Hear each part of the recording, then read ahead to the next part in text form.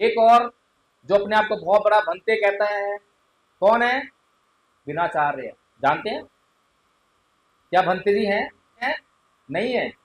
मेरे कहने से नहीं है, ये आप जान रहे हैं। नहीं है बंदे। क्या बात कर रहे हो? आपके मध्य प्रदेश और महाराष्ट्र में तो बहुत उसका आवश्यकता हो रहा है। जहां भी लोग जा रहे हैं रील बना रहे हैं, वीडियो बना रहे हैं। बड़ी मुसीबत है। पहली बात तो ये है कि चीवर देने का अधिकार किसी एक भिक्षु को नहीं है, भिक्षु संघ को देना चाहिए। या कोई भिक्षु अगर चीवर दे भी रहा है तो वो भिक्षु किसी संघ से अनुशासित होना चाहिए। पहली चीज समझ में आ रही है? तो ना तो वो भिक्षु संघ से अनुशासित है जो चीवर दे रहा है, लेकिन फिर भी चीवर दे दिया तो चीवर देने के बाद वो क्या हुआ? प्रशिक्षु हुआ।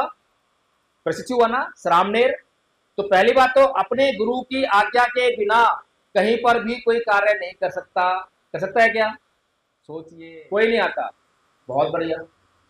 बाबा साहेब की एक भी बात नहीं मानते और बाबा साहेब जयंती मना रहे हैं। आपको जयंती मनाने का अधिकार नहीं है। जैसे हम अपने बच्चों की जयंती मनाते हैं, बर्थडे मनाते हैं ना, क्या करते हैं? केक लेकर आएंगे, डीजे लगाएंगे, नाचेंगे गाएंगे और फिर केक काट के खा जाएंगे। हो गया जन्मदिन। कोई लक्ष्य नहीं है। लेकिन महापुरुषों की जयंती ऐसे नहीं मनाते। आपके बीच में इतनी सारी संस्थाएं हैं, बौद्ध धर्म का कार्य कर रही हैं, भारत को बुद्धमय करने का कार्य कर रही हैं, भारतीय बौद्ध महासभा है और भी सभाएं हैं। क्या आप लोगों के बीच में आकर ये सब डिस्कशन नहीं होता? बड़ा ताज्जुब है। आप लोग जीरो पे खड़े हैं, जीरो पर, बिल्कुल जीरो पर, बहुत बड़ा जीरो है। बौद्ध धर्म के बारे में कोई जानकारी नहीं है कि आरएसएस के पास भी बौद्ध भिक्षु हैं। अगर सरकार ने आपकी बात मान ली और ये बीटी एक्ट 49 जो है इसको निरस्त कर दिया और उसने अपने ही बौद्ध भिक्षुओं को वो महाबोधि महाविहार दे दिया, तो बताइए आपके आंदोलन का क्या होगा? कभी पूछा आपने, सोचा इस बारे में? आपके आंदोलन का क्या होगा? आपका आंदोलन खत्म होगा नहीं होगा? सरकार ने किसको दिया बिहार? बौद्ध भिक्षुओं को। इंटरनेशनल लेवल पर आज आपकी आवाज, आपकी बात सुनी जाती है। सारे देश सुनते हैं। क्यों सुनते हैं? क्योंकि बीटी एक्ट में साफ साफ लिखा है कि 4 हिंदू होंगे, 4 बौद्ध होंगे। अब वहां पर लिखा है 4 हिंदू 4 बौद्ध, इसका मतलब क्या है? कि हिंदू बौद्ध नहीं है और बौद्ध हिंदू नहीं है। अगर ये बीटी एक्ट एक बार खत्म हो गया और ये बौद्ध विहार जो है नकली भिक्षुओं को यानी आरएसएस के भिक्षुओं को दे दिया, तो आपका मुद्दा इंटरनेशनल लेवल पर हमेशा हमेशा के लिए खत्म हो जाएगा। बात समझ में आ रही है? लेकिन आज तो भारत में भिक्षु संघ ही नहीं है क्या? भिक्षु संघ नहीं है, इसीलिए चीवर जो है बाजार में बिकता है। आप भी चीवर पहन लो, घूमो, किसको क्या पड़ी है? सोचिए, आपके साथ में बौद्ध धर्म के नाम पर कितना बड़ा धोखा हो रहा है। धोखा कौन कर रहा है? धोखा कौन कर रहा है? बौद्ध भिक्षु। अगर चीवर ऐसे ही पहनकर और कोई भी बौद्ध भिक्षु बन सकता है तो हमारा दुश्मन भी बौद्ध भिक्षु बन जाएगा, बनेगा। इस प्रकार से अत्यधिको भव का मतलब ये है कि हमें उस चीज की जानकारी होनी चाहिए। अगर मोबाइल की जानकारी हमें होगी और हम तब निर्णय लेंगे कौन सा मोबाइल खरीदना है, तब कहेंगे अत्यधिको भव। इसी प्रकार से हमें धम्म की जानकारी होनी चाहिए। आप लोगों ने बहुत सुंदर तरीके से वंदना की, लेकिन इसी प्रकार की वंदना, इसी प्रकार का पूजा पाठ अन्य लोग भी करते हैं। अन्य लोगों को जो बता दिया जाता है वो करते रहते हैं। वहां पर पुजारी है, वहां पर मौलवी है, वहां पर पादरी है, वो जो लोगों को बताएगा लोग वही करेंगे। ऐसा ही सिस्टम बौद्धों में भी है। यहाँ पर जो बौद्ध भिक्षु बताएगा वही हम लोग करने लगेंगे। ऐसा ही है। तो सोचिए, अत्यधिको वो कहाँ हो रहा है? ये तो भंते जी दीपो भव हो रहा है? भंते दी। और बाबा साहेब का अगर सपना पूरा करने की तरफ हम नहीं बढ़ रहे हैं तो हमें बाबा साहेब की जयंती मनाने का कोई हक नहीं है। सही कह रहा हूँ, गलत कह रहा हूँ? ठीक बात है। 75 साल से हम ऐसे ही रैंडमली बस जयंती मनाते आए हैं। बड़े बड़े मंच लगे, डीजे लगाया, बड़े बड़े भाषण हुए, लेकिन बाबा साहेब का सपना पूरा नहीं हो रहा है, पीछे जा रहा है। इसलिए हमें जो है बीमारी को समझना पड़ेगा। मैं धम्मपद संघ की एक आचार्य हूँ और कैसे आचार्य बनी हूँ मैं आपको बताती हूँ। हमारे यहाँ मेश्राम जी पहले हम सत्संग में जुड़े, उसके बाद में मैं जुड़ी, फिर हमने कोर्स किए और उसका फिर मेरा परीक्षा हुआ मनाली में, इसलिए फिर मैं आचार्य बनी। आहासी में जतम उपनयनती वेणम ते सुपसमति। उसने मुझे डांटा, उसने मुझे मारा, उसने मुझे जीत लिया, उसने मेरा सब कुछ लूट लिया। जो मन में ऐसा बनाए रखते हैं उनका वेर कभी शांत नहीं होता। वेरेन वेरानि सम्मन्ति पुराचनम अवेरं च सम्मन्ति एष धम्मो सनातनो। इस संसार में वेर से वेर कभी शांत नहीं होता, अवेर से ही शांत होता है। यही संसार का सनातन नियम है। जय भीम, नमो बुद्धाय। आज हम लोग यहाँ पर क्यों उपस्थित हुए हैं? सबसे पहले तो हमें इस बात का सवाल का जवाब हमारे पास होना चाहिए, होना चाहिए। अब मैं अपनी बात शुरू कर रहा हूँ, अब कोई और वक्ता नहीं। ये जो कार्यक्रम है आम कार्यक्रम नहीं है। आप लोगों ने, मुझे लगता है कि जैसे और लोग आते हैं, कार्यक्रम करते हैं, भाषण देते हैं, चले जाते हैं, भाषण जो होने थे वो हो गए। अब भाषण नहीं होगा, अब मिशन की बात होगी। इसीलिए हर एक आदमी का ध्यान जो है इधर रहना चाहिए, कहीं और ध्यान नहीं जाना चाहिए। अगर वास्तव में हम परम पूज्य बाबा साहेब भीमराव अम्बेडकर की जयंती मनाना चाहते हैं तो हमारा ध्यान जो है बाबा साहेब के मिशन पर होना चाहिए। सभी लोग अपने आप को कमिट कर लीजिए, चाहे अब 1 घंटा लगे चाहे 2 घंटा लगे।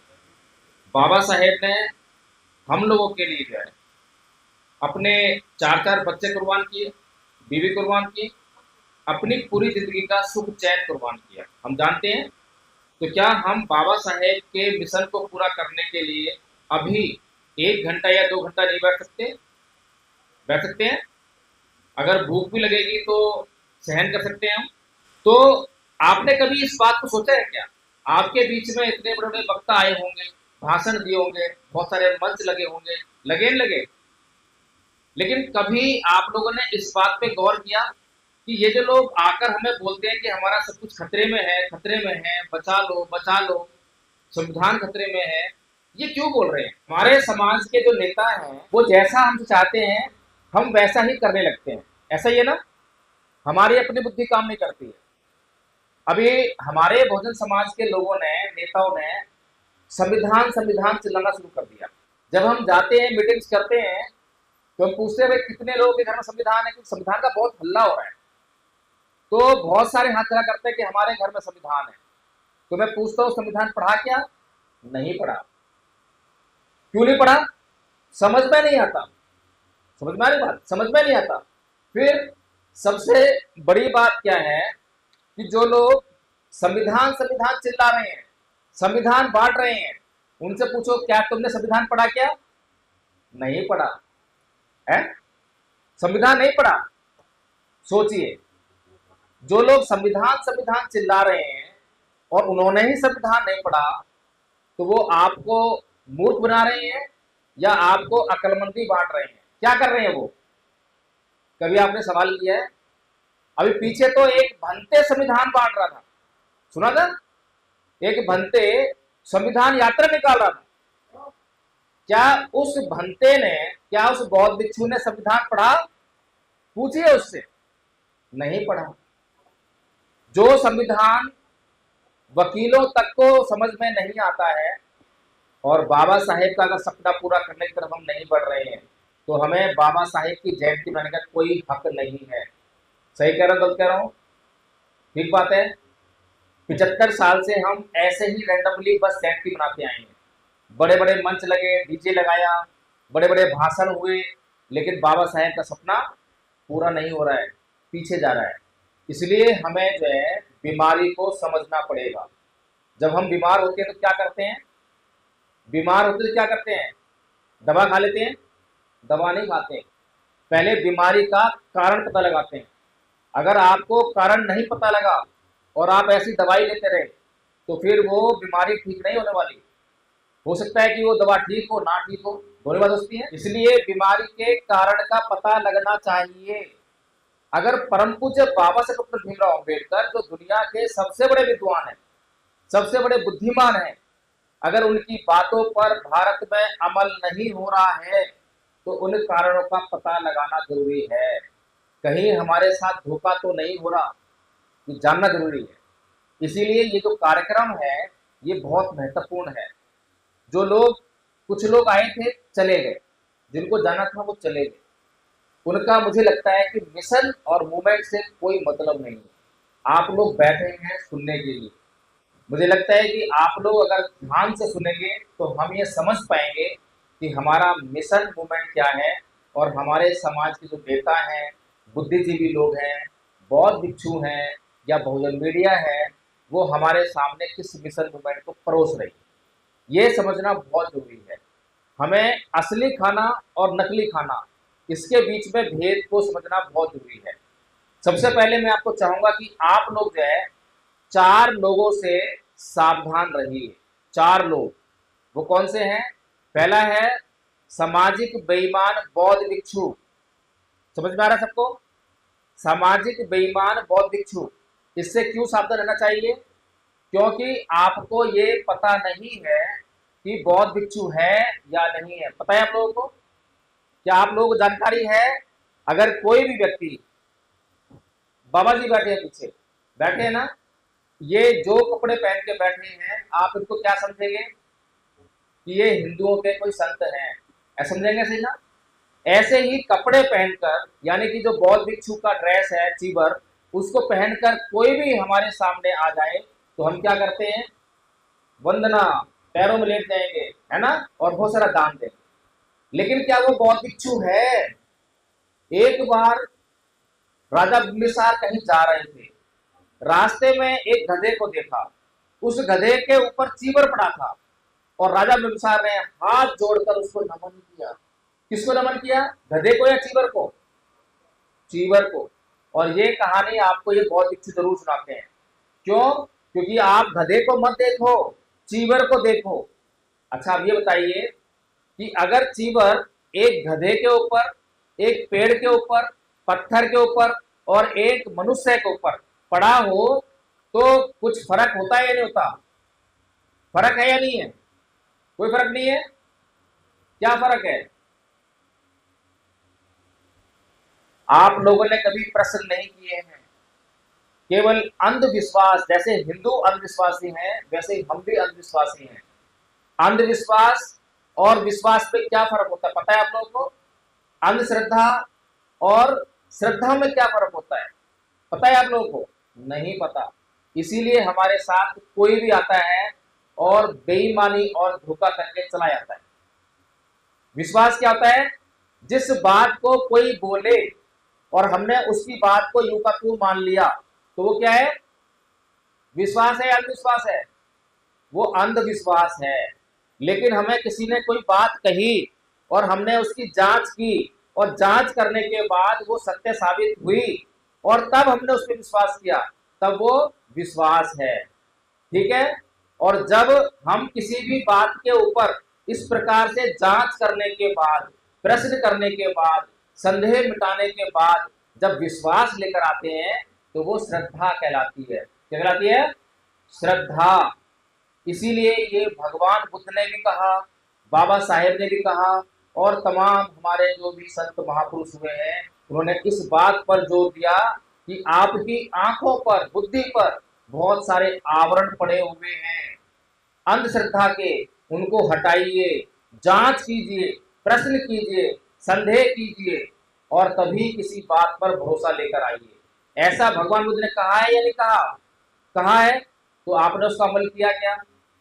अमल किया? नहीं किया। क्यों? क्योंकि अमल करने के लिए मेहनत करनी पड़ेगी। मेहनत करनी पड़ेगी ना। हम लोग बहुत बोलते हैं आत्मदीपो भव, बोलते हैं आत्मदीपो भव, बड़ा रैंडमली बोल देते हैं। लेकिन आत्मदीपो भव क्या ऐसे जाएगा? आत्मदीपो भव करने के लिए क्या करना पड़ेगा? है अपना दीपक स्वयं मनोकार से। आत्मदीपो भव का मतलब ये है कि हमें उस चीज की जानकारी होनी चाहिए। अगर मोबाइल की जानकारी हमें होगी और हम तब निर्णय लेंगे कौन सा मोबाइल खरीदना है, तब कहेंगे अत्तदीपो भव। इसी प्रकार से हमें धम्म की जानकारी होनी चाहिए। आप लोगों ने बहुत सुंदर तरीके से वंदना की, लेकिन इसी प्रकार की वंदना, इसी प्रकार का पूजा पाठ अन्य लोग भी करते हैं। अन्य लोगों को जो बता दिया जाता है वो करते रहते हैं। वहां पर पुजारी है, वहां पर मौलवी है, वहां पर पादरी है, वो जो लोगों को बताएगा लोग वही करेंगे। ऐसा ही सिस्टम बौद्धों में भी है। यहाँ पर जो बौद्ध भिक्षु बताएगा वही हम लोग करने लगेंगे। ऐसा ही है। तो सोचिए, अत दीपो को कहाँ हो रहा है? ये तो भंते जी दीपो भव हो रहा है। भंते दीपो भव, अत दीपो भव नहीं है, भंते दीपो भव। भंते जो कहेंगे वो हम करेंगे। और इसीलिए भंते जी आते हैं चीवर पहनकर। अब चीवर पहनने लायक है या नहीं है? धम्पद कितने लोग पढ़ते हैं? किसी ने पढ़ा है धम्पद? धम्पद किसी ने पढ़ा है? नहीं पढ़ा। फिर बस ये त्रिशरण पंचशील, उसके बाद पूजा करना और सीख लिया, बुद्ध वंदना, धम्म वंदना, संघ वंदना, फिर और पूजा करना सीख लिया, जय मंगला जाप कर ली, बस हो गई पूजा। इतना ही सीखा है? बस पूजा करना ही सीखा है? और पूजा करना भी नहीं सीखा आपने, क्योंकि पूजा करने का मतलब भी आपको पता नहीं है। धम्पद में एक पद में कहा है कि योचय वंत कस्सा व सीले सुनाए तो उपे तो दम सच्चेन सैवे का सब रहती, कि जो व्यक्ति सत्य पर आधारित नहीं है, सीलों पर प्रतिष्ठित नहीं है, संयम नहीं बरतता है, उसको कासाय वस्त्र धारण करने का कोई अधिकार नहीं है। समझ में आया? किसने बोला ये? भगवान बुद्ध ने बोला है। किसके लिए बोला है? भिक्षुओं के लिए बोला है। भिक्षु संघ को आदेश दिया है। लेकिन आज तो भारत में भिक्षु संघ ही नहीं है क्या? भिक्षु संघ नहीं है। इसीलिए चीवर जो है बाजार में बिकता है। आप भी चीवर पहन लो, घूमो, किसको क्या पड़ी है? सोचिए, आपके साथ में बौद्ध धर्म के नाम पर कितना बड़ा धोखा हो रहा है। धोखा कौन कर रहा है? धोखा कौन कर रहा है? बौद्ध भिक्षु। अगर चीवर ऐसे ही पहनकर और कोई भी बौद्ध भिक्षु बन सकता है, तो हमारा दुश्मन भी बौद्ध भिक्षु बन जाएगा। बनेगा नहीं बनेगा? हमें पता है कि आरएसएस ने बहुत सारे बौद्ध भिक्षु बनाए हैं। अब आरएसएस का बौद्ध भिक्षु कौन है और हमारा बौद्ध भिक्षु कौन है, ये कैसे जानोगे? कैसे मालूम पड़ेगा इस बात के बारे में? बताइए आप लोग। नहीं मालूम। तो सोचिए, अभी महाबोधि महाविहार का आंदोलन हो रहा था। क्या हुआ? किसी ने सवाल किया? आपको जैसे ही मालूम पड़ा कि महाबोधि महाविहार बौद्धों का महाविहार है, सम्राट अशोक के द्वारा बनाया गया है, उस पर ब्राह्मणों का कब्जा है, उस पर जो है हमें कब्जा वापस लेना है, वो बौद्धों को मिलना चाहिए, ये बौद्धों का अधिकार है, बौद्धों की विरासत है, ऐसी ऐसी बातें आप लोगों के सामने जब की गई तो आपने भर भर के दान दिया, खूब दान दिया, जितना भी आपके पास था खुले मन से दान दिया। लेकिन आपने प्रश्न किया क्या? अत्तदीपो भव हुए क्या? आपने पूछा कि तुम महाबोधि महाविहार को कैसे मुक्त कराओगे? किसी ने पूछा क्या? कोई भी कुछ भी हमारे बीच में आता है, कहता है और हम उसकी बात को मानने लगते हैं। अब मुझे एक बात बताइए कि जब सरकार के पास, यानी कि जो आरएसएस है उसके पास भी बौद्ध भिक्षु हैं, हमें इस बात से फर्क नहीं पड़ता कि कितने लोग हैं। हमें इस बात से फर्क पड़ता है कि कितने लोग बाबा साहेब के सच्चे सिपाही हैं। जो सच्चाई सिपाही होंगे वो सत्य तक पहुंचने का काम करेंगे और वही मिशन को आगे लेकर जाएंगे। ये सीखने का मिशन है, ये केवल बुद्ध वंदना करने का मिशन नहीं है। बुद्ध वंदना तो आप रोज करते रहिए और बुद्ध वंदना हम 75 साल से करते आ रहे हैं, लेकिन भारत बुद्ध में नहीं हुआ और हमने कभी उसके कारण पता लगाया। तो कभी हमने ये प्रश्न नहीं किया कि भाई ये बताइए कि आरएसएस के पास भी बौद्ध भिक्षु हैं, ठीक है, अगर सरकार ने आपकी बात मान ली और ये बीटी एक्ट 49 जो है इसको निरस्त कर दिया और उसने अपने ही बौद्ध भिक्षुओं को वो महाबोधि महाविहार दे दिया, तो बताइए आपके आंदोलन का क्या होगा? कभी पूछा आपने, सोचा इस बारे में? आपके आंदोलन का क्या होगा? आपका आंदोलन खत्म होगा नहीं होगा? सरकार ने किसको दिया बिहार? बौद्ध भिक्षुओं को। इंटरनेशनल लेवल पर आज आपकी आवाज, आपकी बात सुनी जाती है, सारे देश सुनते हैं। क्यों सुनते हैं? क्योंकि बीटी एक्ट में साफ साफ लिखा है कि 4 हिंदू होंगे, 4 बौद्ध होंगे। अब वहां पर लिखा है 4 हिंदू 4 बौद्ध, इसका मतलब क्या है कि हिंदू बौद्ध नहीं है और बौद्ध हिंदू नहीं है। अगर ये बीटी एक्ट एक बार खत्म हो गया और ये बौद्ध विहार जो है नकली भिक्षुओं को यानी आरएसएस के भिक्षुओं को दे दिया तो आपका मुद्दा इंटरनेशनल लेवल पर हमेशा हमेशा के लिए खत्म हो जाएगा। बात समझ में आ रही है आपको? आ रही है नहीं आ रही है? नहीं आ रही होगी। आ रही है तो प्रश्न क्यों नहीं करते आप पूछते क्यों नहीं हो? मैं बड़ा परेशान इस बात से। कोई भी आपके बीच में आता है और आपको मूर्ख बना चला जाता है। बीजेपी का आएगा तो वो मूर्ख बना चला जाएगा, कांग्रेस का आएगा वो भी मूर्ख बना चला जाएगा। आप किसी की बातों बस ऐसे ही मानते रहते हो। पहले हिंदू धर्म में थे पुजारी की बात मानते थे, आज बौद्ध धर्म में वो भंते की बात मानते हो। अरे पहले जांच तो करो बौद्ध भिक्षु कैसे बनता है। कितने लोग पता है बौद्ध भिक्षु कैसे बनता है? किसी को मालूम है? हैंड रेज करो। किसी को मालूम है बौद्ध भिक्षु कैसे बनता है?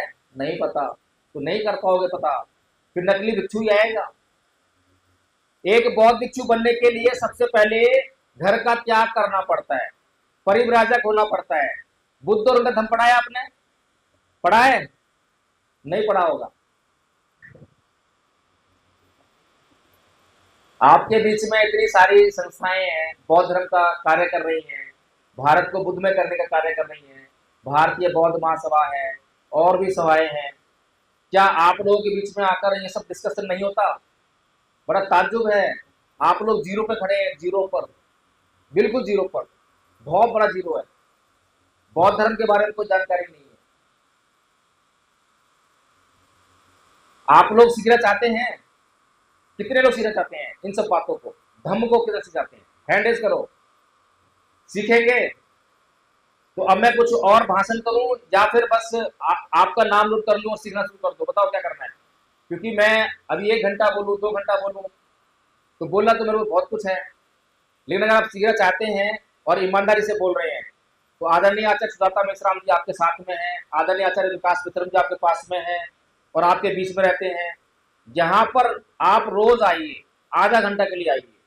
बाबा साहब ने कहा है ना, बाबा साहब ने कहा है कि हर संडे हर रविवार को अपने नजदीक के बुद्ध विहार में जाओ। आप लोग जाते हैं? आते हैं यहाँ पर? कौन कौन आते हैं? हैंड रेज करो। कोई नहीं आता। बहुत बढ़िया। बाबा साहब की एक भी बात नहीं मानते और बाबा साहब जयंती मना रहे हैं। आपको जयंती मनाने का अधिकार नहीं है। जैसे हम अपने बच्चों की जयंती मनाते हैं, बर्थडे मनाते हैं ना, क्या करते हैं? केक लेकर आएंगे, डीजे लगाएंगे, नाचेंगे गाएंगे और फिर केक काट के खा जाएंगे। हो गया जन्मदिन, कोई लक्ष्य नहीं है। लेकिन महापुरुषों की जयंती ऐसे नहीं मनाते। महापुरुषों की जयंती केक काट कर नहीं मनाते। महापुरुषों की जयंती डीजे लगाकर नाच के नहीं मनाते, भाषण करके नहीं मनाते। भाषण होते हैं तो मोटिवेशन करने के लिए होते हैं। उसके बाद शिक्षण का कार्य शुरू होता है, ट्रेनिंग शुरू होती है, सिखाया जाता है, पूरे साल सीखते हैं, तब बनती है महापुरुषों की जयंती। महापुरुषों के जीवन में कुछ लक्ष्य होता है, या तो वो लक्ष्य हासिल हो गया है या फिर बाकी रह गया है। अभी तो बाबा साहेब ने जो लक्ष्य दिए हैं, ये कैडर है। ये कैडर का मतलब क्या होता है? कैडर लिया है कभी आप लोगों ने? कैडर लिया है कभी आप लोगों के बीच में? कोई कैडर देने आया है क्या? कैडर का मतलब होता है एक लक्ष्य को प्राप्त करने के लिए अनुशासित तरीके से एक ही दिशा में फोर्स लगाना, उसे कहते हैं कैडर। मैं आप लोगों के बीच में आज सारी बातें नहीं करूंगा, मोटी मोटी बातें केवल आपको मोटिवेट करने के लिए, प्रेरणा लेने के लिए कि हाँ आपको क्या करना है उस दिशा में, ताकि आप काम करना शुरू कर दो। इसलिए मैं आपके लिए ये बातें कर रहा हूँ। तो महापुरुषों की जयंती मनाने का मतलब हमने समझा नहीं है। 75 साल हमारे खराब हो गए हैं और आज हमारा सब कुछ खतरे में आ गया है और आज हम बहुत भारी संकट में हैं और उसके लिए जिम्मेदार हैं 4 लोग। पहला है बौद्ध भिक्षु, जो आपको आकर धम्म नहीं बताता, धम्म की बातें नहीं सिखाता, वो केवल आपको पूजा पाठ में ही लगाए रखता है, वो आपको केवल अंधश्रद्धा में बताए रखता है। आप कुछ भी करो कोई मतलब नहीं है, जो आपको अच्छा लगेगा वो बोलेगा। ऐसा करता है नहीं करता? इसीलिए आपको समझना चाहिए कि एक बौद्ध भिक्षु कैसे बनता है। सबसे पहले उसको परिव्राजक होना होता है। जब वो घर छोड़ता है तो इस कंडीशन पे छोड़ता है कि चाहे अब मुझे कहीं ठहरने के लिए कोई स्थान मिले या ना मिले, अब आकाश मेरी छत होगी और जमीन मेरा बिछौना होगा। समझ में आ गया? इतना जब वो कष्ट सहन करने के लिए अपने आप को तैयार कर लेता है जब घर से बाहर निकलता है। आज के बहुत भिक्षु है कोई, और उसका घर से निकलने का जो एक लक्ष्य होता है, लक्ष्य क्या होता है? निर्वाण को प्राप्त करना। क्या होता है? निर्वाण को प्राप्त करना। बताइए कितने बौद्ध भिक्षुओं का लक्ष्य निर्वाण प्राप्त करना है? कोई बड़ा से बड़ा जो जानते हो आप? एक का भी नहीं है। समझ लीजिए, अभी मैंने जब कुछ लोगों की ऐसे ही आलोचना शुरू कर दी तो महाराष्ट्र में एक महिला का मेरे पास फोन आया, बोलती है कि अरे आप भिक्षुओं की आलोचना कर रहे हैं, भिक्षुओं की आलोचना करोगे तो भिक्षु नहीं रहेगा कोई समाज में, फिर भिक्षु नहीं रहेगा धर्म कैसे फैलेगा? अब बताइए मुझे कि हमें भिक्षुओं की आवश्यकता किस लिए है? पूजा पाठ तो आप जानते ही हैं, वंदना कर लेते हैं, किस लिए चाहिए आपको भिक्षु? कोई तो बताओ, कोई एक सवाल का तो जवाब दो। इतने सारे सवाल मैं ही कर रहा हूं, आप लोग क्यों नहीं सवाल करते? मैं भी बाई बर्थ बुद्धिस्ट हूँ। मेरे पैदा होने के बाद ही मेरे पिताजी ने बौद्ध धर्म अपना लिया था, और मैं बचपन से बुद्धिस्ट हूँ, तो वंदना कब करना सीख गया पता ही नहीं चला, क्योंकि हर रोज वंदना होती थी। हमारे पिताजी बहुत कट्टर बुद्धिस्ट थे, कभी वंदना किए बगैर बाहर नहीं आते थे, और 4 उपोषणशील रहते थे एक महीने में, 2 अष्टमी, अमावस्या, पूर्णमासी। सोचिए, लेकिन मैं 2016 तक धम्म क्या है ये नहीं जान पाया। बुद्ध और उनका धम्म भी मैंने बहुत बार पढ़ा, कई बार वाचन कर, रैंडमली पढ़ लिया, बस ऐसा पढ़ा पढ़ा पढ़ लिया, लेकिन धम्म क्या है ये समझ में नहीं आया। जब धम्म समझ में आया तो आंखें फटी की फटी रह गई। 2016 के बाद मैंने एडमिशन लिया दिल्ली यूनिवर्सिटी में, एमए में, बुद्धिस्ट स्टडीज में, डबल एमए हूँ। एक एमए मैंने पहले की थी, 2000 में की थी, पॉलिटिकल साइंस से। दूसरी एमए की मैंने 2019 में बुद्धिस्ट स्टडीज से। उसके बाद नेट क्वालिफाई किया, और पीएचडी मैंने नहीं की, क्योंकि मैंने कहा भाई जो मुझे समझ में आया है वो समाज को बताना बहुत जरूरी है। मैं अब पीएचडी करने में समय बेकार नहीं करूंगा, इसीलिए 8 तारीख से घर से निकले हैं। गर्मी पड़ रही है, और आज भी सुबह 9 बजे कहाँ से निकले हम? गरियाबंद, छत्तीसगढ़ से निकले हैं। 350 किलोमीटर दूर तय करके आप लोग बीच में यहाँ पर आए हैं। पिछले 8 तारीख से लगातार ऐसे ही मीटिंग कर रहे हैं। बहुत बड़े मंच नहीं, बहुत बड़ी भीड़ नहीं, कहीं पर 8 लोग, कहीं पर 15 लोग, कहीं 20 लोग समझा रहे हैं, तैयार कर रहे हैं, और लोग तैयार हो रहे हैं। तो इसीलिए हमें जो है समझना पड़ेगा कि बौद्ध भिक्षु जो है परिव्राजक होता है, उसका लक्ष्य निर्वाण को प्राप्त करना होता है। ठीक है। फिर उसके बाद दूसरा कि वो समस्त जो संपत्ति होती है, संपत्ति का त्याग करता है। संपत्ति उसके पास नहीं रहती है, पता है आप लोगों को, पता होगा, कोई संपत्ति नहीं रहती। आजकल क्या बात है, लोगों के पास तो पेटीएम भी रहता है, रहता। आप लोग पेटीएम करते हो, क्यों करते हो? क्यों करते हो? जब कोई व्यक्ति घर छोड़ता है तो उसका जीवन आवश्यकताओं पर आधारित हो जाता है। आवश्यकताओं को, किस लिए आवश्यकता? शरीर को बनाए रखने की आवश्यकता, बस केवल एक ही आवश्यकता है, शरीर को बनाए रखने की आवश्यकता। क्यों? क्योंकि उसको निर्वाण प्राप्त करना है, और निर्वाण को प्राप्त करने के लिए शरीर जरूरी है, जरूरी है ना। नाम रूप चित्त का आधार है शरीर। ये चित्त अपने आप में कहीं नहीं ठहरता, इसको शरीर चाहिए।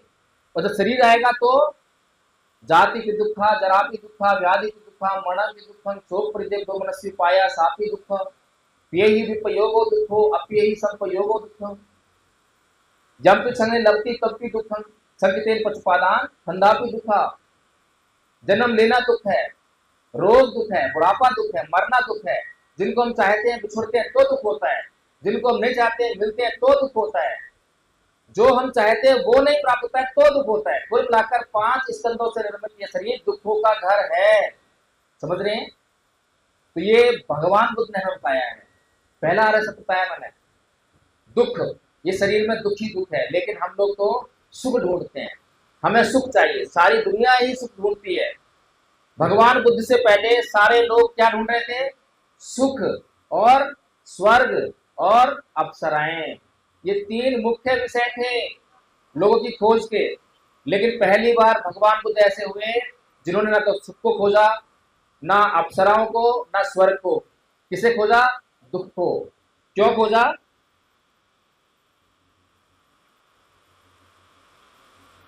हम अपने जीवन में अगर दुख को खोज लेते हैं, क्या हुआ अभी? जब हम अपने जीवन में दुख को खोज लेते हैं तो दुख का क्या करते हैं? दुख को कोई अपने पास रखता है क्या? दुख को अपने पास कोई रखता है क्या? नहीं रखता, लेकिन हम रखते हैं। हम बहुत अक्लमंद हैं। हम बाबा साहेब से बड़े अक्लमंद हैं, हम बुद्ध से बड़े अक्लमंद हैं। हमें कुछ पता नहीं है कि ये लोग क्या कह रहे हैं। हमें किसी से मतलब नहीं है, हमें तो खाली भक्ति जी आएंगे, चलो 3 बार नमन करो, नमन कर दिया, चलो बोलो नमो तस्य भगवतो अरहतो सम्मा सम्बुद्धस्य, 3 बार बोल दिया, चलो अब शरण गमन को बुद्धं शरण गच्छामि, ये भी कर दिया। बाकी हमें कुछ नहीं पता हम क्यों कर रहे हैं। किसी से पूछो कि शरण गमन क्यों करते हो, नहीं पता होगा। नमन क्यों करते हो, नहीं पता होगा। नमन का अर्थ क्या है? मैं बुद्ध को नमन करता हूँ, बस इतना पता है। मैं सम्यक सबूत को नमन करता हूँ, इतना पता होगा, बाकी कुछ नहीं पता है। लेकिन धम्मपद संघ आपको जो है एक एक चीज बड़ी गहराई से बताने वाला है। जितने भी सवाल आपके भीतर हैं, सवाल कीजिए। धम्मपद संघ आपको सवाल करने के लिए प्रेरित करता है, आपको ये नहीं कहता कि सवाल मत करना। हम सवाल का जवाब दे पाएंगे तो ठीक है, नहीं दे पाएंगे तो आपको कहेंगे आप खोजिए और खोजते रहिए, और जब तक सवाल का जवाब ना मिल जाए तो शांत मत बैठिए। हम भी प्रयास करें खोजने का। हम ये नहीं कहते कि हम आपके सभी सवालों का जवाब दे देंगे। तो इसीलिए जब भगवान बुद्ध ने कहा कि इस जीवन में कोई भी प्राणी जब उत्पन्न होता है, हम तो मनुष्य हैं, हमारे अलावा कुत्ते बिल्ली तमाम तरह के जीव हैं, वो भी उत्पन्न हो रहे हैं, सभी के जीवन में दुख ही दुख है। प्राणी उत्पन्न हुआ, दुख शुरू हुआ, लेकिन मनुष्य का जीवन जो है बहुत दुर्लभ है, बहुत दुर्लभ है। भगवान बुद्ध कहते भी हैं कि बुद्ध पादो दुर्लभो दुलोकस्मिन्, मनुष्य पटिलाभावो दुर्लभो, श्रद्धा संपत्ति दुर्लभो, पवित्र भावो दुर्लभो, सद्धम्म श्रवणं अति दुर्लभं। सद्धम्म श्रवणं को यानी सद्धम्म को सुनना अति दुर्लभ बताया है, और मनुष्य का जीवन बहुत दुर्लभ बताया है। इनको हमें समझना चाहिए, कभी और डिटेल में बताएंगे, अभी शॉर्ट में बता रहा हूँ। तो भगवान बुद्ध ने जब दुख को खोज लिया तो उन्होंने क्या करा? तो 153 नंबर की गाथा है धम्मपद में, पढ़ लेना। अनेक जाति संसारं संधा विसन अनिविसन, गह कारक विसंतो दुखा जाति पुनः पुनः, गह कारक दिक्थोसी पुनः गेहन न कहासी, सब्बा ते फासित्वा विद्या, गह कूटं विसंकितं, विसंखार गतं चित्तं करहानं भय मत जगा। कि मैं अनेकों जन्मों तक भटकता रहा, खोजता रहा, ढूंढता रहा, अनुसंधान करता रहा, और बार बार दुखों में पड़ता रहा, लेकिन अब हे घर बनाने वाली कृष्णा, मैंने तुझे देख लिया है, अब तू दोबारा घर नहीं बना पाएगी, क्योंकि मैंने कृष्णा का क्षय कर दिया है, नाश कर दिया है, अपने चित्त को संस्कार से मुक्त कर लिया है। कितने लोगों का पुनर्जन्म में विश्वास है? बताएं, पुनर्जन्म होता है या नहीं होता? किसका विश्वास नहीं है वो हाथ ला करो। कौन कहता है कि पुनर्जन्म नहीं होता? आप कहते नहीं होता, बहुत बढ़िया। तो हमने धर्म को पढ़ा ही नहीं, धर्म का अध्ययन नहीं करा, और हम लगातार जो है डायलॉग मारते हैं, अत्तदीपो भव, अत्तदीपो भव, बाबा साहेब अमर रहे, बाबा साहेब अमर रहे, करुणा में बाबा क्या कहते हैं, बौद्ध धर्म का यही नारा, करुणा मैत्री भाईचारा। बौद्ध धर्म की क्या पहचान? मानव मानव एक समान।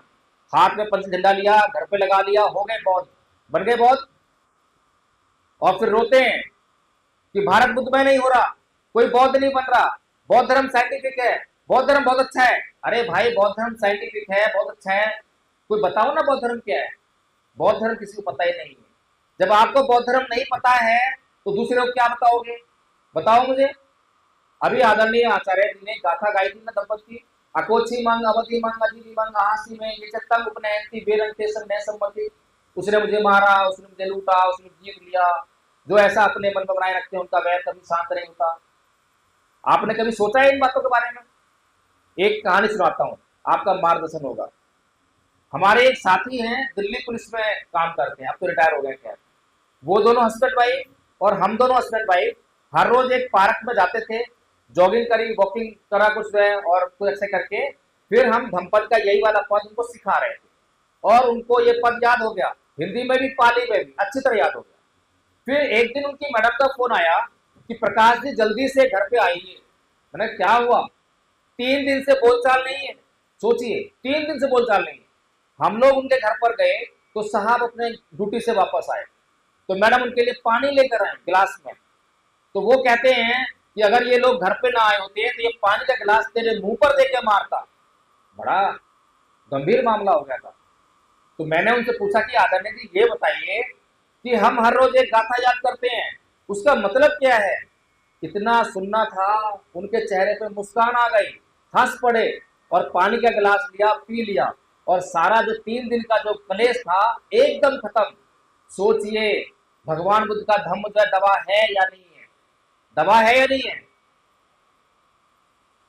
और ये जो कलेश जो उनके घर में हो रहा था, किसके घर में नहीं होता? किसी बौद्ध के घर में, हिंदू के घर में, मुसलमान के घर में, ईसाई घर में, सारे संसार में हो रहा है।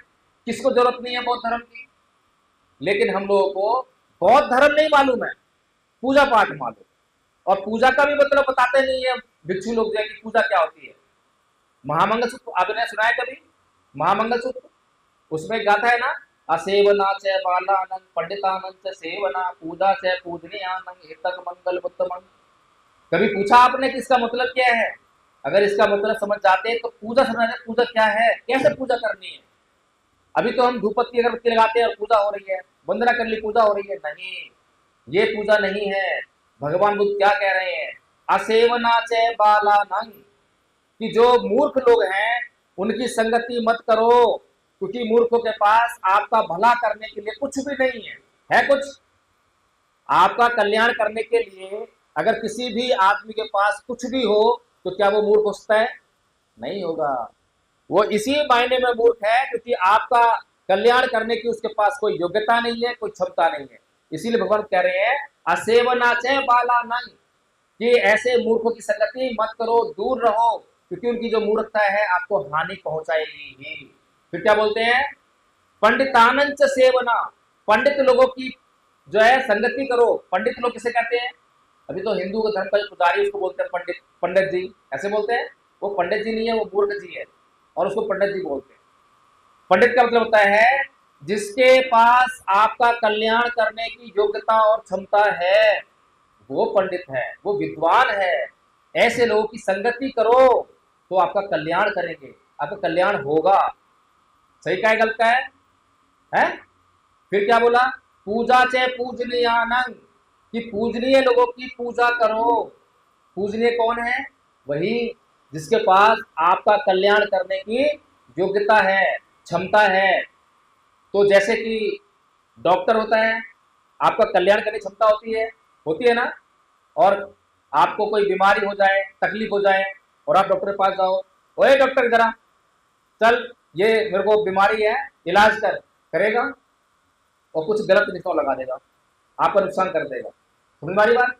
लेकिन आप जो है डॉक्टर साहब के पास जाओ, डॉक्टर साहब बंदानी नमन करता हूँ, डॉक्टर साहब कैसे हो, ठीक तो है ना सब कुछ?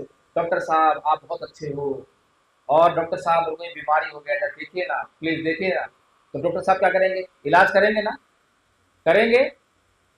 तो पूजा का मतलब क्या हुआ? सम्मान करना। हम जब किसी का सम्मान करते हैं तो वो हमारी सेवा में लग जाता है, चाहे वो हमारे घर में हो, चाहे वो समाज में हो, चाहे स्कूल में हो, कॉलेज में हो, टीचर हो, वकील हो। जब हम किसी सम्मान करेंगे तो हमारा नुकसान होना बंद हो जाएगा। समझ में आया पूजा करने का मतलब? ऐसे ही हम बुद्ध की पूजा करते हैं, धम्म की पूजा करते हैं, संघ की पूजा करते हैं ना। क्यों करते हैं? क्योंकि बुद्ध ने वो मार्ग खोजा, बुद्ध ने उस गुण को धारण किया जिससे हमारा कल्याण हो सकता है। वो गुण से कल्याण होगा, बुद्ध की फोटो से नहीं होगा, बुद्ध की मूर्ति से नहीं होगा, मोमबत्ती अगरबत्ती से नहीं होगा। बुद्ध ने जो बातें कही हैं वो बातें आपको पता होना चाहिए, पता होने के बाद अमल करना आना चाहिए, जब आपका कल्याण होगा। धम्म वो रास्ता है जिस पर चलकर आप कल्याण कर सकते हैं, जो बुद्ध ने खोजा है। संघ वो व्यक्तियों का समूह है, लोगों का समूह है, जो उन बातों को आप तक लाने का काम करता है। अभी तक ये कार्य महान बौद्ध भिक्षु संघ कर रहा था। संघ एक भिक्षु को नहीं कहते हैं, संघ असंगठित लोगों को नहीं कहते हैं, संघ कभी भी कोई भी चीवर पहन ले उसे बौद्ध भिक्षु संघ नहीं कहते हैं। और कोई भी भिक्षु अगर किसी संघ से उपसंपादित नहीं है तो हम उसको कैसे मान्यता दे सकते हैं, कैसे दे सकते हैं? सोचिए कितना गलत काम हो रहा है। अगर कोई भी भिक्षु किसी संघ में नहीं है, किसी संघ के द्वारा अनुशासित नहीं है, तो कुछ भी करता रहेगा, तो उसे हम भिक्षु संघ नहीं कहेंगे। वो नमन करने योग्य नहीं है, वो पूजनीय नहीं हो सकता है क्या? नहीं सकता। मैंने कहा था कि चीवर अगर गधे पे पड़ा हो, पत्थर पे पड़ा हो, पेड़ पे पड़ा हो और एक इंसान पे पड़ा हो, तो दोनों तीनों में सब में फर्क है क्या? आप लोगों को जवाब नहीं आया था। फर्क है। एक पत्थर, एक गधा, एक पेड़, अगर इसके ऊपर चीवर पड़ा हो तो ये चीवर का कोई इस्तेमाल नहीं कर सकते। सही बात है, कोई इस्तेमाल नहीं कर सकते, ना अच्छा ना बुरा। लेकिन अगर एक इंसान के ऊपर चीवर पड़ा हो तो वो उसका इस्तेमाल करता है, या तो वो अच्छा इस्तेमाल करेगा या गलत इस्तेमाल करेगा। इसीलिए ये जो कहानी आपको सुनाई जाती है इसको डिस्कार्ड कर दीजिए कि बिंबिसार ने इसलिए नमन किया था उस चीवर को क्योंकि उस गधे पे पड़ा था। अगर इंसान पे पड़ा होता तो बिंबिसार पहले इंसान की जांच करता, क्या ये भिक्षु होने लायक है या नहीं है, क्या ये भगवान बुद्ध के द्वारा अनुशासित भिक्षु है या नहीं है, या अपने आप ही चीवर पहन के घूम रहा है। राजा बिंबिसार पागल नहीं था, समझदार व्यक्ति था। लेकिन हमें तो आधी बात बताई जाती है, पूरी बात बताएंगे तो जांच शुरू हो जाएगी। तो मैं भिक्षु के बारे में बताता कि कैसे बनता है। दो बातें बताई, एक तो घर का त्याग करता है, संपत्ति का त्याग करता है, तीसरा है तमाम रिश्ते नातों का त्याग करता है। आज तो बहुत सारे भिक्षु जो हैं घर गृहस्थी वाले भी हैं, और आजकल कुछ गृहस्थ लोग जो हैं ये बोलने लगे हैं कि भाई समय बदल गया है, नियम बदल दो, अब तो उनको गृहस्थी विराम कर दो। क्या कह रहे हैं, क्या कर रहे हैं? समझ से बाहर बात हो रही है। भगवान बुद्ध के धम्म का विनाश कर रहे हैं, विनाश। क्योंकि भगवान बुद्ध ने भिक्षु क्यों बनाया? अभी मैंने भगवान की गाथा सुनाई, अनेक जाति संसार अनुसंधान। भगवान बुद्ध ये कह रहे हैं कि मैं अनेक जन्मों तक भटकता रहा, खोजता रहा, अनुसंधान करता रहा, और उन्होंने खोज लिया। क्या खोजा? दुख का कारण, और दुख के कारण को नष्ट कर दिया। तो क्या है वो? निर्वाण। किसको प्राप्त हुआ है? निर्वाण को। तो हर एक भिक्षु का, कोई भी भगवान बुद्ध के भिक्षु संघ में शामिल हो रहा है तो उसका जो है एक लक्ष्य होना चाहिए, क्या? कि मुझे निर्वाण प्राप्त करना है। जब किसी का लक्ष्य ये होता है तभी उसको भिक्षु संघ में एंट्री मिलती है। समझ रहे हैं बात को? आप लोगों का क्या लक्ष्य है? आप लोगों का लक्ष्य क्या है? निर्वाण प्राप्त करना है क्या? बुद्ध और उनका धम्म का वाचन कीजिए, पढ़िए। उसमें बाबा साहेब ठीक ठीक लिख रहे हैं कि भिक्षु संघ के लिए अलग नियम है और उपासकों के लिए नियम अलग है। नियम अलग नहीं है, नियम तो वही है, लेकिन क्या फर्क है कि वही 5 सील उपासकों के लिए केवल नियम है, टूटेंगे दोबारा ग्रहण कर लेगा। लेकिन भिक्षु के लिए संकल्प है, टूटेगा पहले दंड को भोगेगा। जब तक वो दंड को नहीं भोगता है तब तक उसको भिक्षु द्वारा नहीं बनाया जाता, माना जाता। बड़ा फर्क है। इसीलिए एक भिक्षु कभी भी गृहस्थ नहीं हो सकता, क्योंकि वो गृहस्थ जीवन क्यों छोड़ रहा है, सांसारिक जीवन क्यों छोड़ रहा है? लक्ष्य तो आपका भी निर्वाण प्राप्त करना है। क्यों निर्वाण प्राप्त करना है? मैंने बहुत सारे बौद्ध लोगों से पूछा कि भाई हम जन्म क्यों लेते हैं, हम जन्म क्यों लेते हैं? आपने सोचा है कभी? कभी ये प्रश्न आपने किया है अपने आप से कि हम जन्म क्यों लेते हैं? नहीं किया होगा, इसलिए जवाब भी नहीं मिला होगा। प्रश्न करोगे तो जवाब भी मिलेगा, कहीं ना कहीं से मिल जाएगा। मुझे इसका जवाब नहीं मिला, मुझे कई साल लग गए ढूंढते हुए, खोजते हुए, और जहां भी जाऊं, जो भी कोई मिले, कोई बौद्ध भिक्षु मिले तो पूछ लूं, भंते जी बताइए कि हमें जन्म क्यों लेते हैं हम? क्या हम जन्म इसलिए लेते हैं कि हम बड़े होंगे, स्कूल जाएंगे, वहां मेहनत करेंगे, फिर बड़े होंगे, काम धंधा करेंगे, रोजगार करेंगे, कमाएंगे, फिर बड़े अपना कोठी बंगला बनाएंगे, उसके बाद बूढ़े हो जाएंगे और एक दिन मर जाएंगे। क्या मरने के लिए जन्म हुआ था क्या? ये बात मैंने बहुत सोचता रहा, समझता रहा, लेकिन जवाब कहीं से नहीं मिल रहा। जवाब मिला धम्मपद में, जवाब मिला बुद्ध की शरण में। क्या मिला? कि प्रत्येक जीव जो जन्म लेता है उसका एक लक्ष्य है। जन्म का लक्ष्य है निर्वाण प्राप्त करना, निर्वाण प्राप्त करना। आपका भी लक्ष्य वही है, मेरा भी लक्ष्य वही है, बौद्ध भिक्षु का भी लक्ष्य वही है। लेकिन एक बौद्ध भिक्षु इसी जीवन में निर्वाण को प्राप्त करने के लिए संकल्पित हो जाता है, इसीलिए उसको हम बौद्ध भिक्षु कहते हैं। समझ में आ गया फर्क? फर्क समझ में आया? नहीं आ रहा होगा। ये बात थोड़ी गहरी हो रही, शायद सूक्ष्म हो रही है। एक बौद्ध भिक्षु इसी जीवन में ये संकल्प लेता है, प्रतिज्ञा करता है कि मैं इसी जीवन में निर्वाण को प्राप्त करूंगा। इसीलिए वो सब कुछ छोड़ छाड़ कर भिक्षु संघ में शामिल होता है। और भिक्षु संघ में शामिल होने के बाद क्या करता है? दिन रात विपස්සना, ध्यान करता है। कितने भिक्षु ध्यान करते हैं?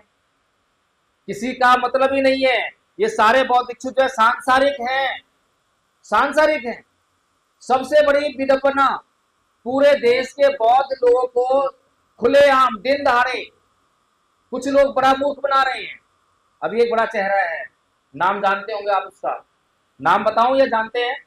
महाबोधि महाविहार का आंदोलन का बड़ा चेहरा जो चीवर पहन के घूमता है। दो लोग ऐसे हैं जो समाज को दिन दहाड़े उनकी आंखों में मिर्च झोंकने का काम कर रहे हैं। एक तो आदरणीय आकाश लामा जी है, जान रहे हैं कौन है वो? बौद्ध भिक्षु हैं या गृहस्थ हैं? गृहस्थ हैं। और वो जो ऐसे कासा वस्त्र पहनते हैं, वो उससे लोग उनको कहते हैं भंगते। अभी साइंस जर्नी ने उनको लाइव स्ट्रीम किया। अब बताइए, बड़ा ताज्जुब है। साइंस जर्नी जो है बहुत ही बुद्धिमान कार्य करता है, बुद्धिमान समझते हैं लोग उसको जो है। लेकिन वो अगर आकाश लामा को भंते आकाश लामा कह रहा है, तो फिर सारा समाज क्या समझेगा उसको? क्या समझेगा? भंते समझेगा ना। यानी कि ये बहुजन मीडिया बड़ी इंपॉर्टेंट है। अगर आपको गलत सूचना देगी तो आपको गलत ही लेना पड़ेगा। समझ रहे हैं? इसीलिए बहुजन मीडिया के ऊपर जिम्मेदारी है कि वो हर एक बात की पहले जांच करे, उसके बाद वो प्रसारित करे। जो व्यक्ति गृहस्थ है उसको भंते कह दिया, कितना बड़ा पाप कर दिया। पाप है, पुण्य नहीं है, पाप है। एक और जो अपने आप को बहुत बड़ा भंते कहता है, कौन है? विनाचार्य। जानते हैं क्या भंते जी हैं? भंते हैं? नहीं है, मेरे कहने से नहीं है, ये आप जान रहे हैं। नहीं है भंते। क्या बात कर रहे हो? आपके मध्य प्रदेश और महाराष्ट्र में तो बहुत उसका आवश्यकता हो रहा है। जहां भी लोग जा रहे हैं रील बना रहे हैं, वीडियो बना रहे हैं। बड़ी मुसीबत है। अभी जिन भंते जी ने उनको चीवर दिया, यानी कि श्रामणेर बनाया। पहली बात तो ये कि श्रामणेर कौन होता है? प्रशिक्षु होता है। जैसे कि आदरणीय आचार्य सुजाता जी बैठी हुई हैं, जब ये हमारे संघ में शामिल हुई तो हमने इनको पहले एडमिशन दिया। एडमिशन करने के बाद इनको प्रशिक्षु बनाया। क्या प्रशिक्षु हैं? इनको एक आचार्य दिया कि आप इनकी देखरेख में अपने ये प्रशिक्षण को पूरा कीजिए, कोर्स पूरा कीजिए। जब इनका कोर्स पूरा हो गया तो इन्होंने अपने आचार्य को बोला, आचार्य ने संघ को बोला, संघ ने इनकी परीक्षा के लिए 5 आचार्यों का बोर्ड बनाया और उस बोर्ड ने इनकी परीक्षा ली। जब इन्होंने परीक्षा में 80% नंबर लेकर आई, तब इनको हमने पास घोषित किया और इनको आचार्य बोलने लगे। समझ रहे हैं? ऐसे ही विनाचार्य को भी उनके गुरु ने चीवर दिया, श्रामणेर बनाया। तो गुरु चीवर क्यों देता है, श्रामणेर क्यों बनाता है? पहली बात तो ये है कि चीवर देने का अधिकार किसी एक भिक्षु को नहीं है। भिक्षु संघ को देना चाहिए। या कोई भिक्षु अगर चीवर दे भी रहा है तो वो भिक्षु किसी संघ से अनुशासित होना चाहिए। पहली चीज समझ में आ रही है? तो ना तो वो भिक्षु संघ से अनुशासित है जो चीवर दे रहा है, लेकिन फिर भी चीवर दे दिया, तो चीवर देने के बाद वो क्या हुआ? प्रशिक्षु हुआ ना, श्रामणेर। तो पहली बात तो अपने गुरु की आज्ञा के बिना कहीं पर भी कोई कार्य नहीं कर सकता। कर सकता है क्या? सोचिए, सोचते नहीं है हम लोग। फिर बीच में अभी एक बात सुनने को मिली, उसके गुरु ने ये कहा कि मैंने इसका चीवर वापस ले लिया है, अब ये मेरा शिष्य नहीं रहा। अब बताइए, अब तो उसको चीवर पहनने का भी अधिकार नहीं है, एक आम गृहस्थ हो गया है। जब तक कि वो किसी और भिक्षु से या भिक्षु संघ से दोबारा चीवर ग्रहण न करे, क्या उसको चीवर पहनने का अधिकार है? ये तो सामान्य बुद्धि है, कॉमन सेंस है। कोई ऐसी चीज नहीं है जो बहुत ज्यादा डीप में जाके समझनी पड़े, लेकिन हमने समझा ही नहीं। लेकिन वो व्यक्ति जो है आज इस देश में जो है हर जगह जा रहा है, बड़े बड़े मंच लग रहे हैं, बड़े बड़े भाषण हो रहे हैं। और भाषण क्या हो रहे हैं? भाषण नहीं, नेतागिरी होती है। क्या होती है? नेतागिरी। तो ऐसे में क्या हमें जो है आज जो सबसे बड़ा जो कार्य है जो धोखा देने का हो रहा है, क्या भिक्षु की तरफ से नहीं हो रहा है? वो कैसे हो रहा है? क्योंकि हम जागरूक नहीं है। अगर उपासक लोगों को ये मालूम हो जाएगा कि कौन बौद्ध भिक्षु है कौन नहीं है, तो बौद्ध भिक्षु सावधान हो जाएंगे। होंगे नहीं होंगे? अगर किसी दुकानदार को मालूम हो कि आप जो है घी लेने उनके पास गए हैं, और उसको मालूम है कि आपको पहचान है कि असली घी कैसा होता है और नकली घी कैसा होता है, तो क्या दुकानदार आपको नकली घी देने की हिम्मत करेगा? कभी नहीं करेगा। हमेशा आपको असली घी देगा। लेकिन अगर दुकानदार को मालूम हो कि इसे नहीं मालूम असली घी और नकली घी का क्या अंतर होता है, तो वो नकली घी ही देगा। समझ में आ रही है बात? ऐसे ही हमें जानकारी नहीं है, इसीलिए हमारे बीच में कभी नेताजी आते हैं, कभी बुद्धिजीवी आता है, कभी भिक्षु आता है, और भोजन मीडिया कर ही रही है। 4 लोगों से सावधान रहने के लिए कहा था। पहला है बौद्ध भिक्षु, दूसरा है सामाजिक बेईमान नेता। सामाजिक बेईमान नेता, जिनको आप नेता समझते हो, पहले तो ये बताओ क्या वो बाबा साहेब के अनुयायी है क्या? आप थोड़ा सोचो। आप जिन्हें नेता मानते हो, जिन्हें नेता कहते हो, जो आपके पास वोट मांगने आते हैं, क्या वो बाबा साहेब के अनुयायी हैं? क्यों नहीं है? क्योंकि बाबा साहेब ने बौद्ध बनने के लिए कहा था। आप सोचिए कितने नेता बौद्ध हैं? एक भी नहीं है। तो फिर हमारा नेता हमें धोखा दे रहा है। और आंदोलन करता है, वो करता है ना। आंदोलन किस लिए करता है? कहीं पर अत्याचार हो गया तो उसको न्याय दिलाने के लिए आंदोलन करता है। न्याय क्या है? उस परिवार को नौकरी दो, उस परिवार को मुआवजा दो, ऐसा ही आंदोलन होता है। और जैसे ही उस परिवार को नौकरी मिल गई, उस परिवार को मुआवजा मिल गया, तो न्याय हो गया। यही न्याय समझते हैं हम। यही हमें समझ में आया है। अरे नहीं भाई, अत्याचार किस पे हुआ? परिवार पर नहीं, अत्याचार समाज पे हुआ है। जब तो हम लोग वहां इकट्ठा हुए, आंदोलन किया। अगर परिवार का आपसी झगड़ा होता तो हम इकट्ठा होते क्या? नहीं होते। वो आपसी झगड़े का मामला नहीं है, वो समाज के ऊपर अत्याचार है, जातिवादी अत्याचार है। सही बात कह रहा हूं? तो जातिवादी अत्याचार अगर समाज के ऊपर हुआ है, तो न्याय किसके साथ होना चाहिए? परिवार के साथ में या समाज साथ में? परिवार के साथ में तो न्याय हो गया, लेकिन समाज के साथ में न्याय नहीं हुआ। समझ में आ रही है बात? फिर बाबा साहेब ने क्या कहा था? अभी जो बाबा साहेब की एक बात को हमारे नेता लोग मंचों पर आकर बहुत कहते हैं। क्या कहते हैं? कि जुल्म करने वाले से ज्यादा बड़ा गुनहगार जुल्म को सहन करने वाला होता है। सही कह रहा हूं? ऐसा है? आप सहमत हैं इस बात से? अच्छा, और बुद्ध क्या कह रहे हैं? जिनकी शरण में बाबा साहेब गए, साथ में बुद्ध बैठे हुए हैं, बाबा साहेब हैं, बाबा साहेब की शरण में गए। बुद्ध क्या कह रहे हैं? ना ही वेरन वेराणी समन्ताचनंग अवेरन च समन्ति है समो सनंतनो। वैर से कभी वैर शांत नहीं होता, अवैर से ही वैर शांत होता है। कौन सही दोनों में? दोनों में सही कौन है? आपको मालूम पड़ रहा है कौन सही दोनों में? बुद्ध सही है और बाबा साहेब गलत है।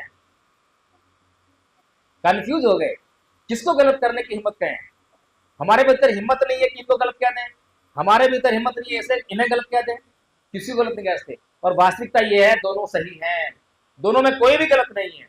लेकिन हमने जो हमें समझाया गया, हमने केवल वही समझा। हमें हमारे नेताओं ने समझाया कि बाबा साहेब जो कह रहे हैं उसका मतलब है कि हाथ में डंडे ले लो, अब हमें किसी झुकना नहीं है, डरना नहीं है, हाथों में ईंटें ले लो, रोड जाम कर दो, ये कर दो, वो कर दो, सरकार को झुका दो, ऐसे कहते हैं, इसी को आंदोलन कहते हैं। लेकिन ये बताइए, क्या बाबा साहेब के ऊपर अत्याचार नहीं हुआ? बाबा साहेब के ऊपर बचपन से अत्याचार हो रहा है और मरते दम तक अत्याचार हुआ। क्या बाबा साहेब ने किसी के खिलाफ ईंट उठाई, लाठी उठाई, कोई मुआवजा मांगा, कोई एफआईआर कराई? और हम लोग क्या कर रहे हैं? हम लोगों को बातें समझ में नहीं आ रही हैं।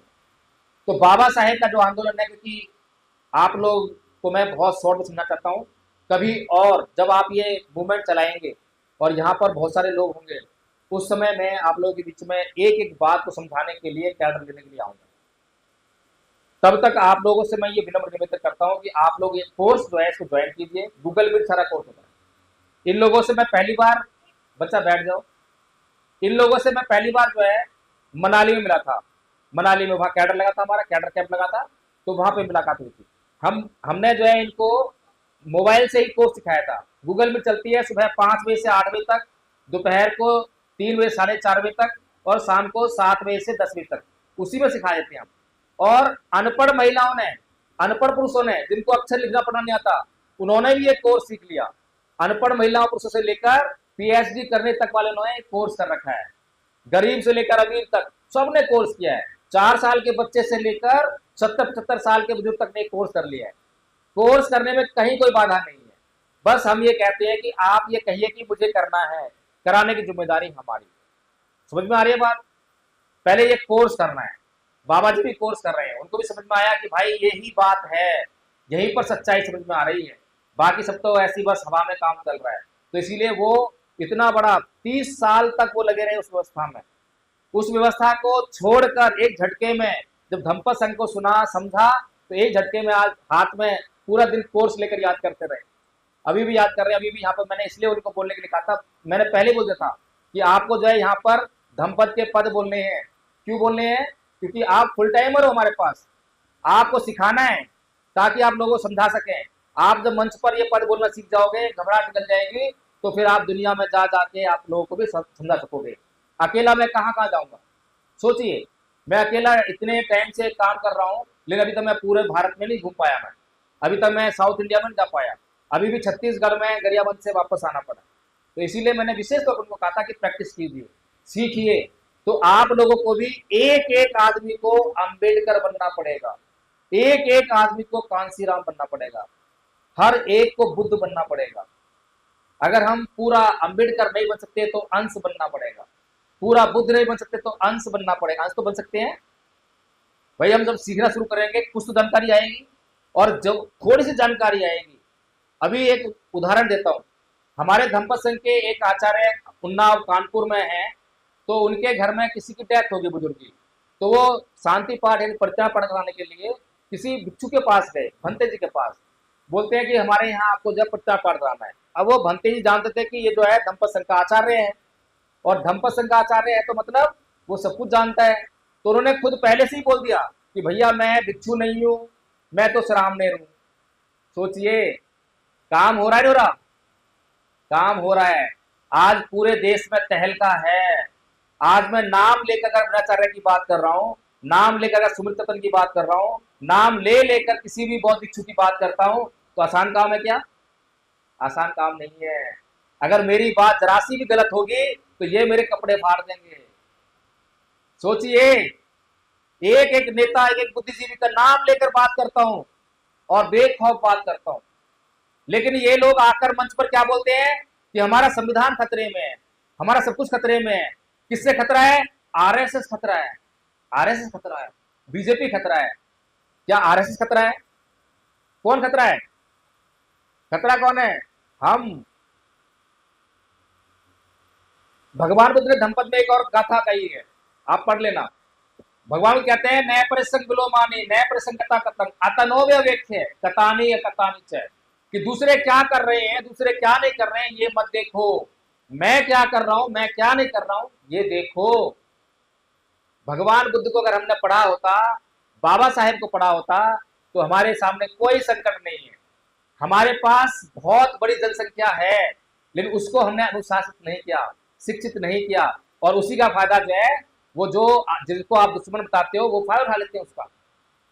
एक कहानी सुनाता हूं आपको कि किस तरह से जो है हमारे कष्ट दूर हो सकते हैं अगर हम अत्यदीपोभव करने लग जाएं। तो अत्यदीपोभव करने के लिए हमें अध्ययन करना पड़ेगा। एक बार की बात है, भगवान बुद्ध ध्यान कर रहे थे, विपश्यना कर रहे थे। एक आदमी उनके पास आया और बोला कि भगवान, कितना अच्छा हो अगर सारी पृथ्वी पर हम चमड़ा बिछा दें। चमड़ा जानते हैं ना, जूता बनता है जिससे, चमड़ा बिछा दें, क्योंकि लोगों को कांटा चुभता है। अब उसने किसी को कांटा चुभते हुए देखा होगा, उसे दर्द हुआ होगा, उसको उस पर दया आई होगी कि यार इसको बड़ा दर्द हो रहा है, तो भगवान को चलाया। भगवान से कह रहा है भगवान बुद्ध, कितना अच्छा हो अगर सारी पृथ्वी पर हम चमड़ा बिछा दें। तो भगवान बुद्ध बोलते हैं कि भाई बात तो तेरी सही है कि कांटा चुभता है, लोगों को दर्द होता है, और कांटा नहीं चुभना चाहिए, लोगों को ऐसा कुछ करना चाहिए। लेकिन कितना अच्छा हो अगर उस चमड़े में से एक छोटा टुकड़ा काट कर 2 जूते बना लो। उन 2 जूतों को पहनकर पूरी पृथ्वी पर जहां मर्जी घूमना, कहीं कांटा नहीं चुभेगा। अब बताइए अकल की बात कौन सी है? बुद्ध की बात अकल की है, लेकिन हम समझते नहीं है। भगवान बुद्ध क्या कहना चाह रहे हैं? भगवान बुद्ध कह रहे हैं कि ये संसार दुष्शील प्राणियों से भरा पड़ा है। जहां देखो वहीं गाली देने वाले हैं, जहां देखो वहीं झगड़ा करने वाले हैं। किस किस से बचते फिरोगे? इसीलिए खुद को सीलवान बना लो। चाहे दुनिया गाली देने वाली है लेकिन तुम गाली देने वाले नहीं होने चाहिए। चाहे दुनिया झगड़ा करने वाली है लेकिन तुम झगड़ा करने वाले नहीं होने चाहिए। अगर तुम झगड़ा करने वाले होगे तो कहीं पर झगड़ा करने वाले लोग नहीं भी होंगे तो तुम झगड़ा कर आओगे। समझ में आ रही है बात? इसीलिए भगवान बुद्ध की बातें बड़ी महत्वपूर्ण है। वो भगवान बुद्ध की बातें जो सारी की सारी अपना चित्त शुद्ध करने की बातें हैं। पूरा धम्म पढ़िए, त्रिपिटक का अध्ययन कर लीजिए, लेकिन एक ही शब्द मिलेगा। शब्द क्या है वो? एक ही शब्द, पता है आपको? चित्त। केवल चित्त के ऊपर सारा धम्म आधारित है, केवल चित्त। धम्मपद की 423 गाथा को पढ़ लीजिए, पहली गाथा शुरू होता है और अंत तक केवल चित्त की बात मिलेगी। अगर चित्त से आपने अपने आप को परिशुद्ध कर लिया तो बाहर कोई दुश्मन नहीं है।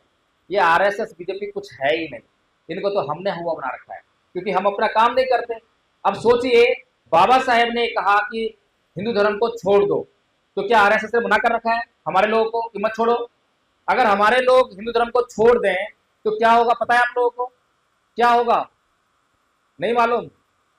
अरे हिंदू धर्म अल्पसंख्यक हो जाएगा, खत्म हो जाएगा।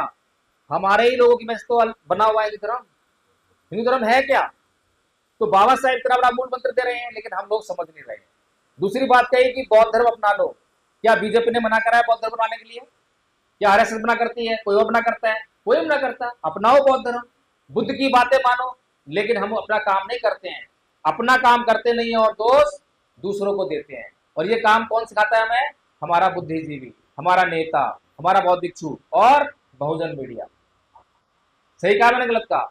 चार लोग बड़े खतरनाक हैं। ये चार लोग अगर सही दिशा में काम करें तो हमारा उत्थान हो सकता है, और ये चार लोग सही दिशा में काम नहीं कर रहे हैं तो हमारा नुकसान हो रहा है, हमारा सब कुछ खतरे में आ गया है। भगवान बुद्ध धम्मपद ने गाथा और कही है, वही बताना चाहूंगा आपको मैं। भगवान कहते हैं, नैतंग माता पिता कैयरा अये वापी च यातका सम्मा पड़ी हितक चित्तन शेषो नंग ततो करे। कि जितनी अधिक भलाई आपका सही दिशा में लगा हुआ चित्त मन कर सकता है, उतनी भलाई तो आपके माता पिता भी नहीं कर सकते। इंपॉर्टेंट है या नहीं है? बाबा साहेब ने इसीलिए कहा था कि अपने लोगों की सरकार भी बन जाए तो भी हमें फायदा नहीं होगा अगर वे लोग भी हमारे ऊपर अत्याचार करने वाले होंगे तो। अत्याचार कहां से आता है? अत्याचार कौन करता है? ये सारी दुनिया जो है पापी को मारने में लगी है, लेकिन केवल भगवान बुद्ध है जो पापी को नहीं मारते, पापी को छूते भी नहीं है, पाप को मार देते हैं। क्या करते हैं? पाप को मार देते हैं। हम सबके भीतर पाप है और हम अपने भीतर के पाप को नहीं मार रहे हैं, हम दूसरों को, लोगों को दोष दे रहे हैं। तो इसीलिए मैं इन शॉर्ट बस इतना कहना चाहता था कि आप लोग जो है जागरूक रहिए। हमारे महापुरुषों ने प्रश्न करने के लिए कहा है, संदेह करने के लिए कहा है, जांच करने के लिए कहा है। यहाँ मैं आप लोगों के बीच में आया हूँ तो मैंने जो बातें कही हैं उनको भी यूं का त्यों मत मान लेना, उनको भी सोचना समझना। जितना आप सोचोगे उतना ही आपकी बुद्धि बढ़ेगी, उतना ही विकास होगा, और फिर आपको कोई मूर्ख नहीं बना पाएगा। फिर आप अंधविश्वासी नहीं रहोगे, फिर आप अंधश्रद्धा में नहीं पड़ोगे, फिर आप खुद से जो है निर्णय ले पाओगे, फिर होगा आत्मदीपो भाव। समझ में आ गया सबको? अब कितने लोग एडमिशन लेंगे इस कोर्स में? कितने लोग कोर्स करेंगे? ईमानदारी से कोर्स जल्दी से जल्दी कंप्लीट करना है। आप लोग ने